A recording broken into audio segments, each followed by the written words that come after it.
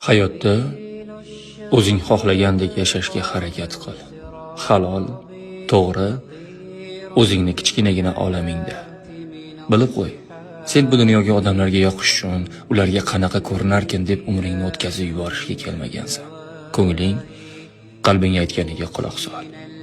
O'yla, nima seni baxtli qiladi? Kim bilan baxtli bo'lasan? Hammasini o'yla. O'ylab javobni topdingmi? Bo'ldi. Shularga erishish uchun harakat qil, ishla, biznes qur, pul top, hammasiga erish, niyat qil, duolaringda so'ra, Allohdan so'ra.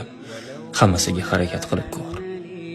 Harakat qilmasdan taqdirmas ekan degandan ko'ra, harakat qilib, Allohning xayrlisi hali oldinda ekan degan afzalroq. Qadrdonim, agar o'zing chin dildan xohlasang, albatta erishasan. Albatta erishtiradi. Erisha olmadingmi? Unda yetarlicha xohlamagansan. Shuni unutma.